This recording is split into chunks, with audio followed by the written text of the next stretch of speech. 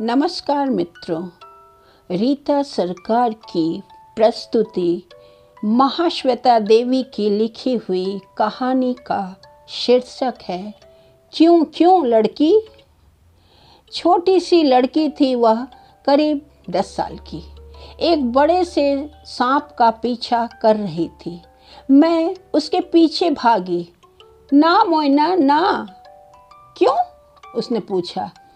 वो कोई धामन वामन नहीं है, नाग है नाग। तो नाग को क्यों ना पकड़ूं? अरे काट लेगा। मैं उसे ऑफिस तक लाई। वहाँ उसकी माँ खीरी की एक टोकरी बुन रही थी। चलो थोड़ा आराम कर लो, मैंने कहा। क्यों क्यों, थकी नहीं हो क्या? मोइना ने सिर हिलाया।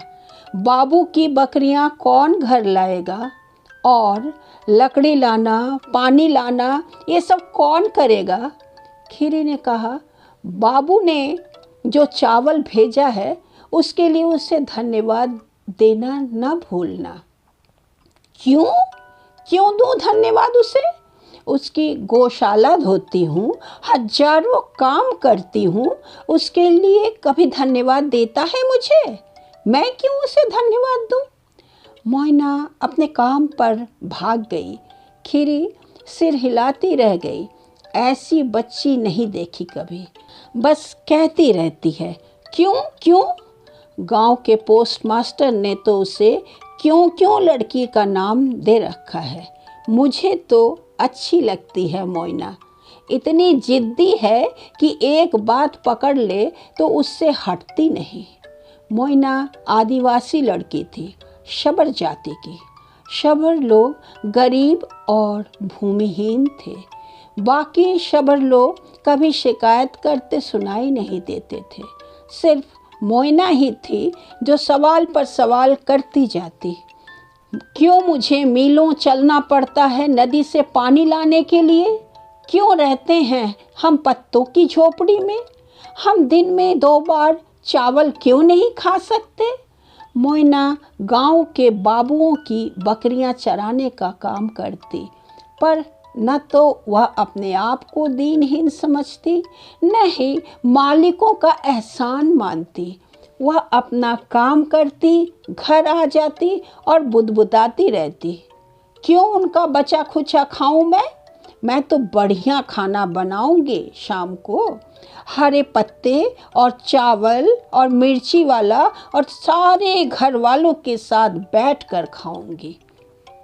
वैसे शबर लोग आमतौर पर अपनी लड़कियों को काम करने नहीं भेजते हैं, पर मोइना की माँ एक पैर से लंगड़ाती थी। वह ज़्यादा चल फिर नहीं सकती थी।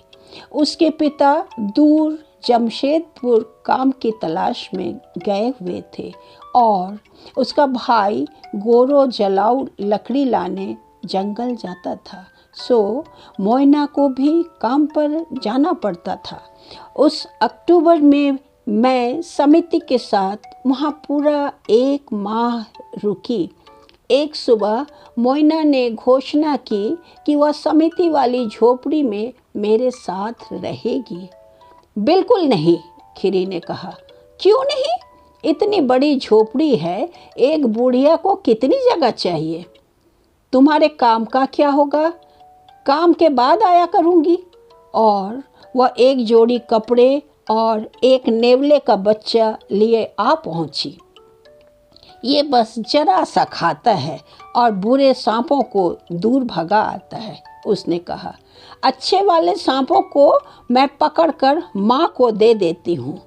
हमारी समिति की शिक्षिका मालती बोनाल ने मुझसे कहा, आप तो तंग आ जाएंगी इसकी क्यों क्यों सुनते हुए। और वाकई वह अक्टूबर ऐसा बीता कि पूछो मत। क्यों मुझे बाबू की बकरियां चरानी पड़ती है? उसके लड़के खुद ही कर सकते हैं। मछलियां बोल क्यों नहीं पाती? अगर कई सारे तारे सूरज से भी बड़े हैं तो वे इतने छोटे क्यों नज़र आते हैं? हर रात को तुम सोने से पहले किताबें क्यों पढ़ती हो? क्योंकि किताबों में तुम्हारी क्यों क्यों के जवाब मिलते हैं। इस बार मोइना चुप रही। उसने कमरा ठीक ठाक किया, फूलों वाले झाड़ को पानी दिया और नेवले को मछली दी। फिर उसने कहा, मैं पढ़ना सीखूंगी और अपने सारे सवालों के जवाब ढूंढ निकालूंगी। जो वह मुझसे सीखती वह बकरियां चराते समय दूसरे बच्चों को बताती। कई तारे तो सूरज से भी बड़े हैं। सूरज पास है इसलिए बड़ा दिखता है। मछलियाँ हमारी तरह बातें नहीं करती। मछलियों की अपनी भाषा है जो सुनाई नहीं देती। तुम्हें पता है पृथ्वी गोल है।